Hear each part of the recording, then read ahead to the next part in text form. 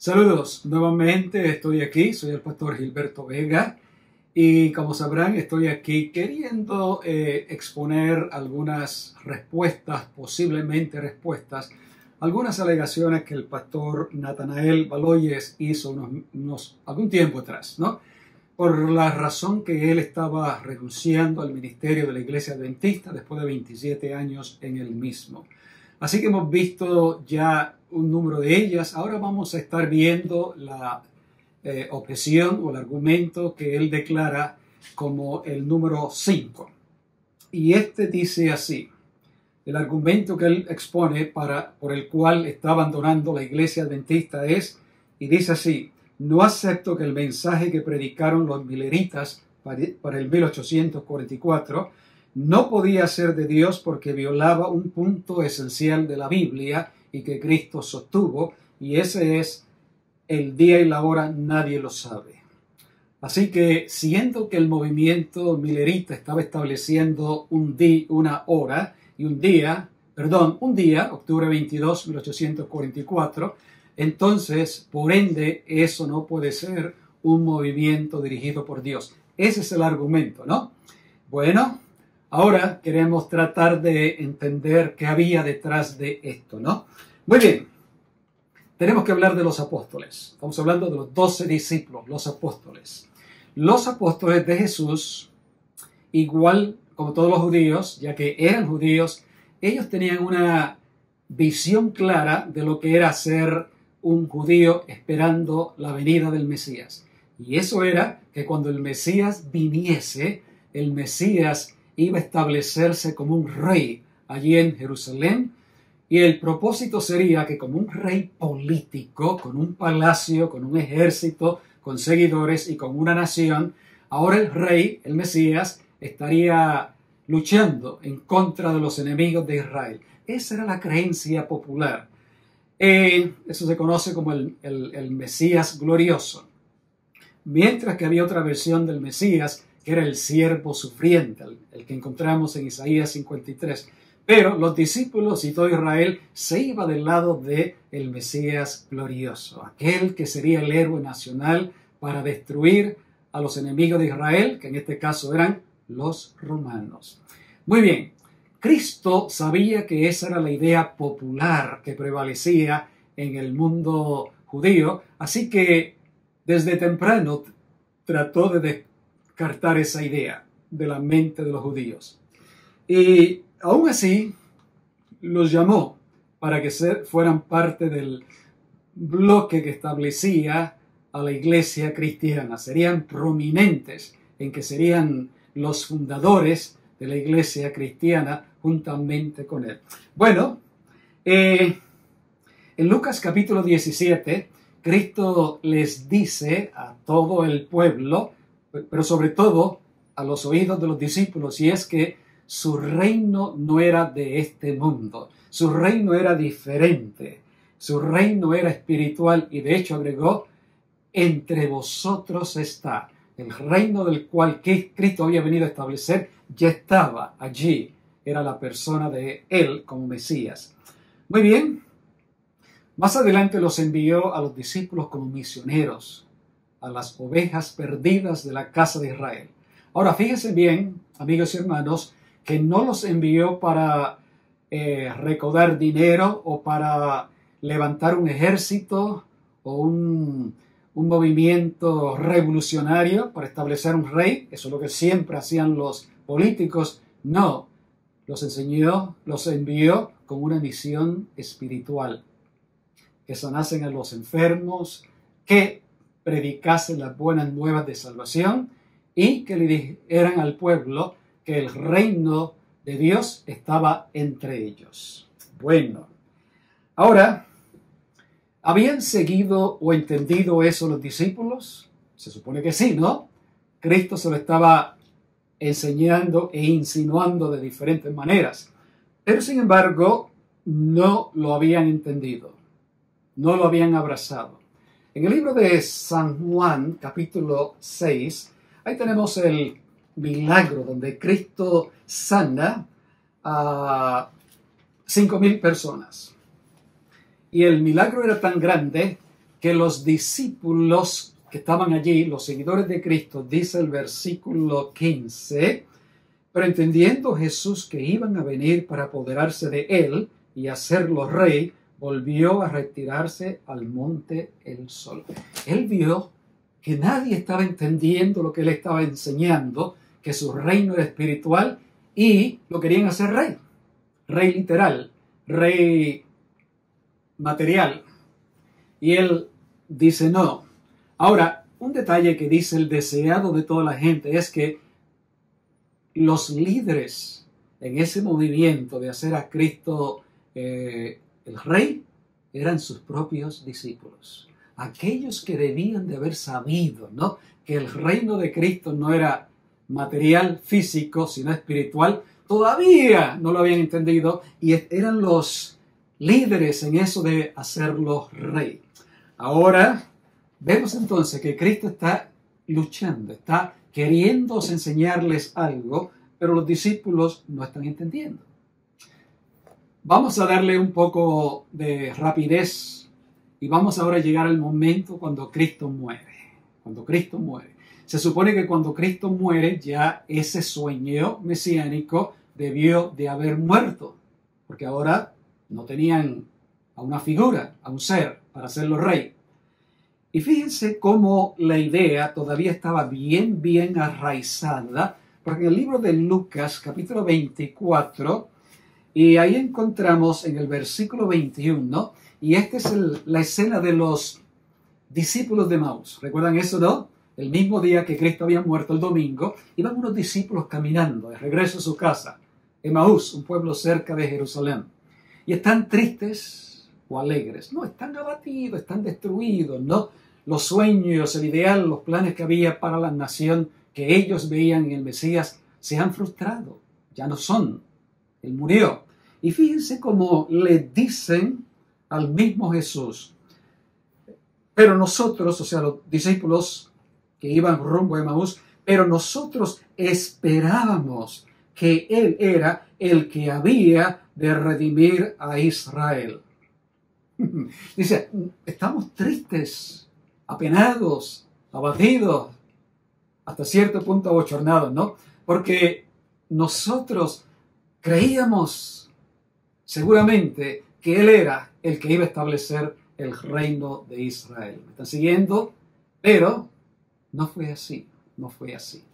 Ahí vemos el caso cuando Cristo comienza a enseñarles y a indicarles que todo eso tenía que pasar, porque estaban entendiéndolo todo equivocadamente. Él no había venido como el Mesías político, había venido como el Mesías sufriente, el siervo sufriente de Isaías 53. Ahora, pasan 40 días. Cristo se le aparece a los discípulos. Cristo está con ellos por 40 días, les enseña, les corrige, les vuelve otra vez a enfatizar su misión. Y ahora se encuentran en el Monte de las Olivas. Y están allí reunidos porque Cristo se va al cielo. Es el último día, las últimas horas. Y en ese momento, uno de los discípulos, en una manera, digamos, sorprendente, en Hechos capítulo 6 y el versículo, Hechos capítulo 1 y el versículo 6, he aquí lo que uno de los discípulos, después de la muerte de Cristo, después de la resurrección, después de 40 días siendo enseñados y corregidos por Jesús, todavía alguien levanta la mano allí, por así decirlo, uno de los discípulos, y le hace la pregunta a Jesús, dice, ¿no? Entonces los que se habían reunido le preguntaron, Señor, ¿restaurarás el reino de Israel en este tiempo? O sea, todavía están esperando al Mesías político. Es el último día que Cristo estará con ellos en la tierra. Estamos a ley de horas y todavía no han entendido y quieren saber, ¿todavía lo vas a hacer? Pero tienes que hacerlo pronto, ¿no? Si te vas al cielo, tienes que hacerlo pronto. O sea, estamos viendo que esa idea era tan arraizada en la mentalidad judía que después de 3 años y medio con Jesús, todavía no lo habían rechazado esa idea, Cristo todavía no había logrado cambiarle su modo de pensar. Muy bien. Sin embargo, resumen, los discípulos estaban equivocados en cuanto al reino de Cristo y cuándo iba a ser instalado. Sin embargo, Jesús los llamó, Jesús los usó, sabiendo que estaban confundidos, sabiendo que no estaban entendiendo, sabiendo que eran un poco de cabecidura, porque habiéndole instruido varias veces, todavía seguían equivocados. Muy bien, vamos a ver otro incidente de los discípulos y cómo ellos no entendían algo que Cristo les repitió varias veces. Y estamos usando esto como algo de la idea de el día y la hora nadie lo sabe. Así como Cristo le había dicho esa enseñanza, le enseñó otras enseñanzas, de las cuales ya vimos una, que el Mesías venía con otro propósito para sufrir y dar su vida por la humanidad, pero ellos no la entendieron, no la abrazaron. Y ahora vamos a ver otro error donde los discípulos se fueron difíciles para persuadir. En Mateo 28, Cristo se está despidiendo de los discípulos, Mateo 28, y les dice a los discípulos que ahora, con su muerte, había una misión diferente para ellos, ¿no? Ahora la misión no era de predicarle a las ovejas perdidas de la casa de Israel, sino que su misión era ir, ¿por dónde? Por todo el mundo. Dice el texto 28:19. Jesús a los discípulos: por tanto, vayan a ser discípulos a todas las naciones, bautizándolos en el nombre del Padre, del Hijo y del Espíritu Santo, enseñándoles que guarden todas las cosas que os he mandado, y aquí yo estaré con vosotros todos los días hasta el fin del mundo. O sea, está clara la enseñanza. La enseñanza es que tienen que ahora ir alrededor del mundo. Sin embargo, creo que estaba clara, ¿no? Sin embargo, ahora, en el libro de los Hechos, capítulo 1, ahora que él sí está despidiéndose de los discípulos, en este momento le vuelve a recalcar lo que le había dicho unos 40 días antes, y ahora le está diciendo lo siguiente: pero ustedes recibirán poder cuando haya venido sobre ustedes el Espíritu Santo. Y me seréis testigos en Jerusalén, Judea, Samaria y hasta lo último de la tierra. O sea, muchachos, cambio de instrucciones. Antes tenían que ir solamente a Israel.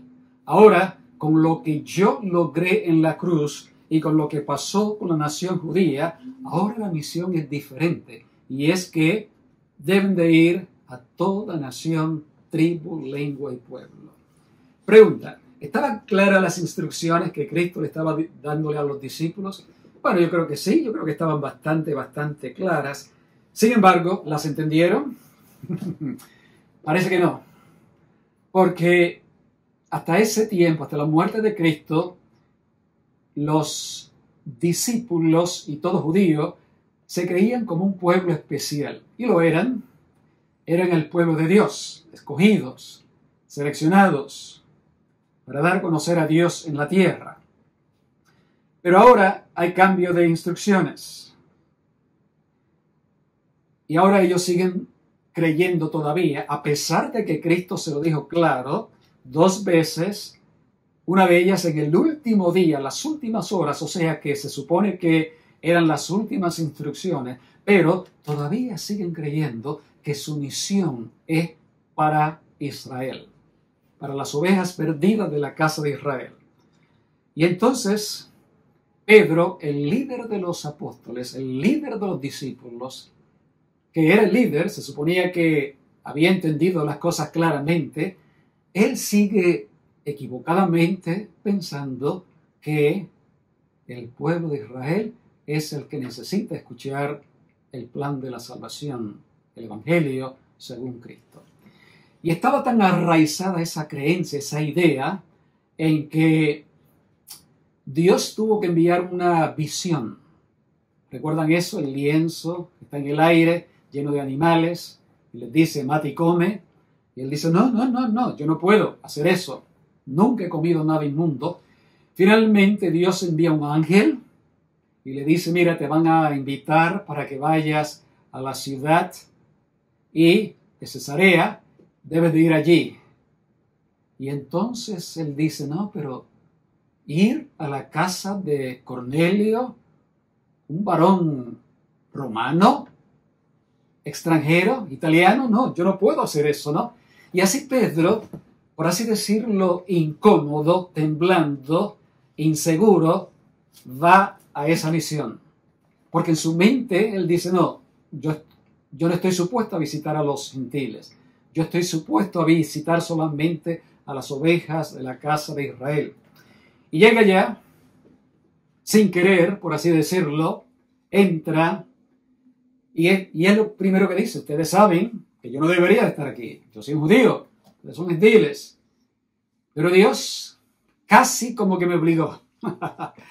Y en ese momento, según él le sigue compartiendo, aquellos paganos, entre vocablo judío, reciben el don de lenguas, reciben el Espíritu Santo y piden el bautismo. Y eso les recuerda a Pedro de Pentecostés. Y él entonces accede y fueron bautizados. Estoy seguro que él está temblando, estoy seguro que Pedro está incómodo, estoy seguro que él está diciendo, ups, ¿qué hice? Bautizando gentiles. Y se nota de que era una acción un poco discordante. ¿Por qué? Porque él tan pronto llega, lo llaman a Jerusalén y tiene que dar explicación ante un concilio de los apóstoles, de los líderes de la iglesia. ¿Qué pasó? ¿Cómo es que bautizaron gentiles? ¿Cómo es que te atreviste a meter en la casa de ese individuo? Y Pedro, su defensa es, el Espíritu Santo se manifestó. El Espíritu Santo me indicó que lo hiciera. En otras palabras, don't blame me, no me estén acusando a mí, fue el Espíritu Santo que prácticamente me obligó. Y finalmente el concilio, como de mala gana, ok, está bien, pues mira, si van a venir gentiles, vamos a ponerle ciertos reglamentos, ciertas estipulaciones.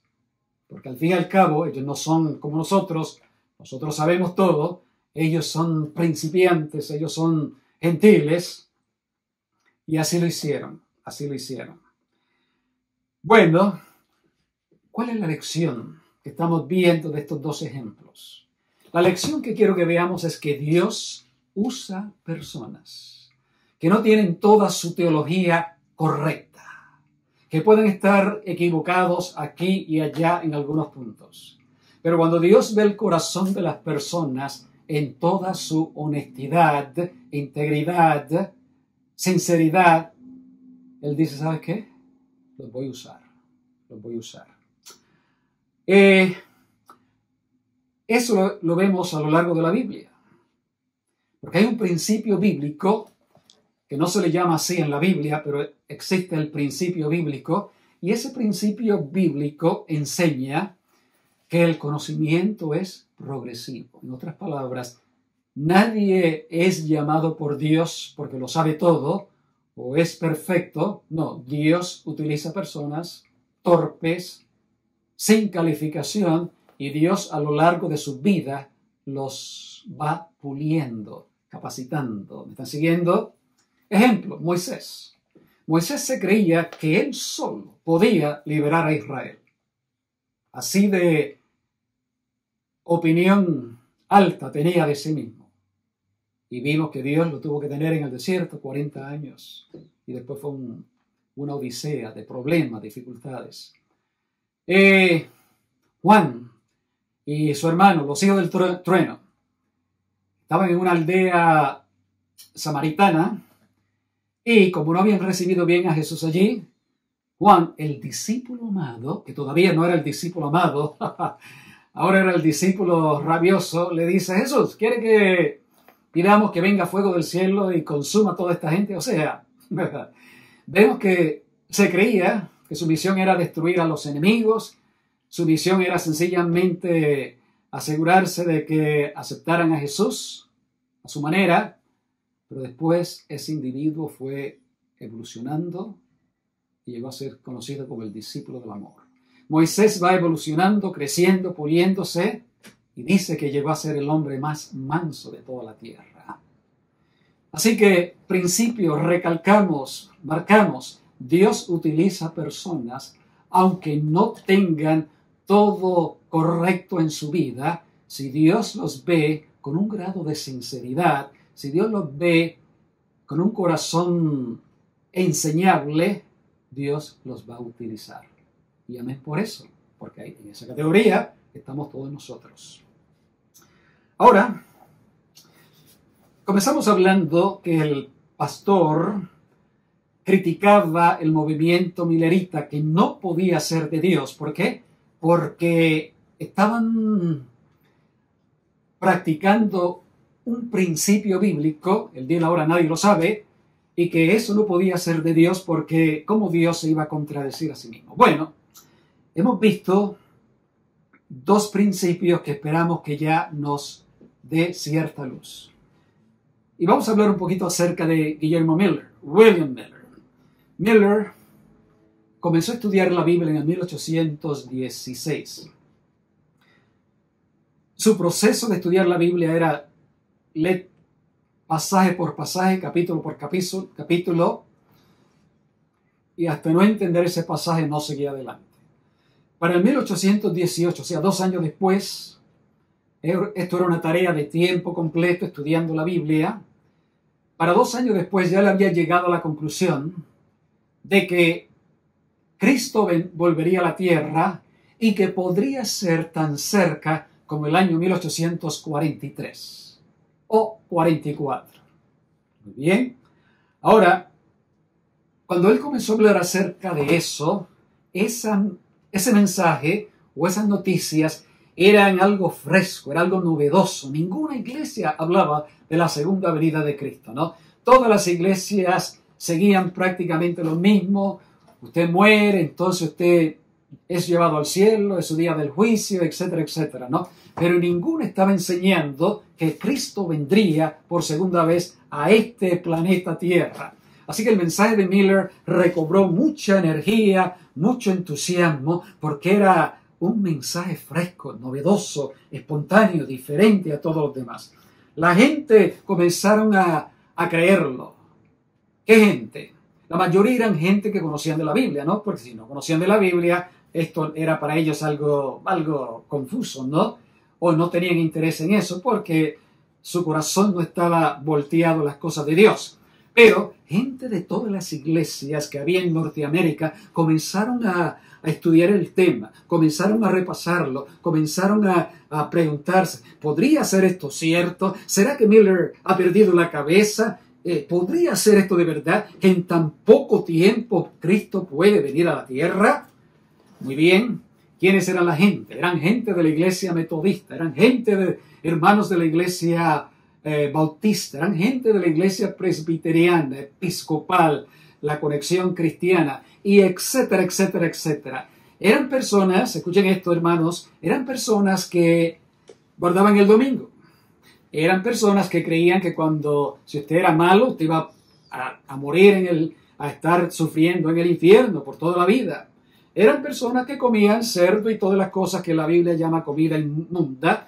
Eran personas que masticaban tabaco y eran personas que sencillamente, algunos de ellos no creían en la Biblia totalmente, no creían en la Trinidad, creían que Cristo había sido un ser creado. O sea, su teología era completamente confusa, diríamos equivocada, eran llenas de errores. Sin embargo, la idea de que Cristo podría venir en breve, eso sí les atraía, eso era maravilloso. Y ese movimiento que se conoció como el movimiento milerita creció, se aumentó.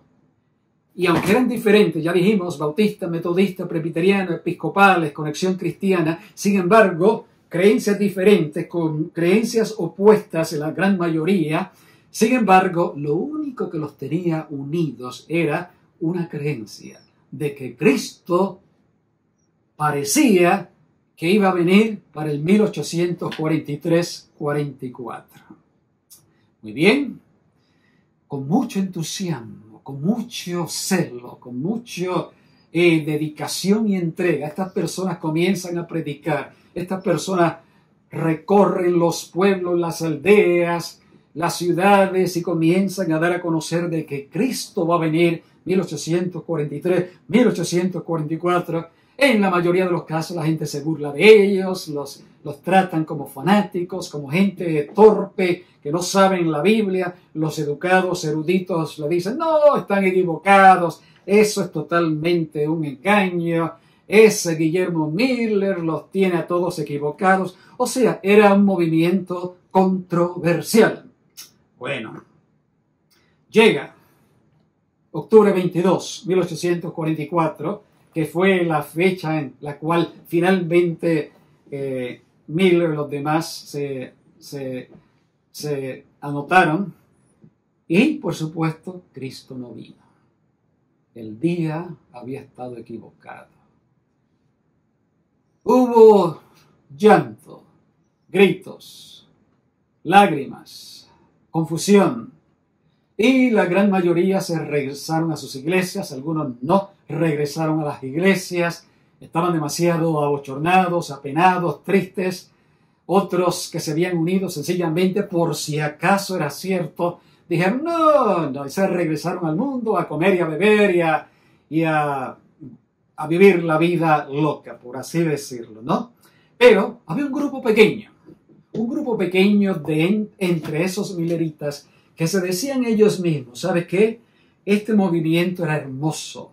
Cuando nosotros estábamos esperando la segunda venida de Cristo, nosotros fuimos transformados. Había gozo en nuestras vidas. Nos perdonamos los unos a los otros. Arreglamos las cuentas con todos, amigos y enemigos. Era maravilloso sentirse listo para ir a vivir al cielo. No había nada que nos mantenía en divergencia los unos con los otros, con vecinos, con amigos, con familiares y sobre todo con nuestro Dios. Era un movimiento de confesión de pecado, de vivir en la santidad. Esto era hermoso, hermoso, hermoso. Así que de ninguna manera pudo haber sido esto algo ficticio, sino que era algo hermoso. Y decidieron, vamos a seguir estudiando, vamos a seguir buscando nuestras Biblias. Dios no se equivoca, nosotros nos equivocamos. Y comenzaron a estudiar, estudiar y estudiar. Resultado es que descubrieron que Cristo, en octubre 22 de 1844, pasó del lugar santo, el lugar santísimo. Descubrieron tantas cosas lindas. Ahora, Daniel 8:14, el texto que había usado Guillermo Miller, tenía significado, no era confuso, tenía significado. Sí, había habido una limpieza, pero iba a ser en el cielo, el juicio investigador. Siguieron entendiendo, recibiendo, estudiando las palabras de Dios. Habían ayunos, habían oraciones, días, semanas enteras para conocer la voluntad de Dios. Y Dios y el Espíritu Santo le siguieron revelando nuevas verdades. Entre ellas, conocieron cabalmente la enseñanza del santuario. Conocieron acerca de la ley de Dios. Conocieron cabalmente acerca del sábado. Conocieron acerca de la reforma pro salud, que nuestro cuerpo es el templo del Espíritu Santo. Entendieron que Dios los había llevado por esa experiencia para prepararlos para una mayor experiencia, y es que tendrían que predicar ahora a toda nación, tribu, lengua y pueblo de la segunda venida de Cristo. Oh, sí, era una gran tarea, pero ellos confiaban, así como estuvo con nosotros el Espíritu de Dios para prepararnos para el 1844, ahora nuestra misión es el mundo, pero con la ayuda de Dios lo podremos lograr. Bueno, El movimiento de estos individuos no tenían nombre, venían de diferentes iglesias, pero algo los estaba uniendo, y es las enseñanzas que habían aprendido, que habían extraído de la Biblia, de Daniel, de Apocalipsis, de todos los libros.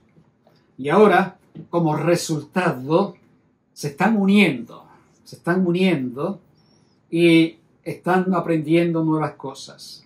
Pero era un grupo sin nombre, era un grupo sin posesiones, era un grupo sin liderazgo, era un grupo que sencillamente no tenían de los bienes de este mundo. Y no fue hasta el 1860, o sea, 16 años después de el chasco del 1844, que finalmente adquieren un nombre. Y se pusieron el nombre de Adventistas del Séptimo Día, basado en lo que habían aprendido durante esos 16 años.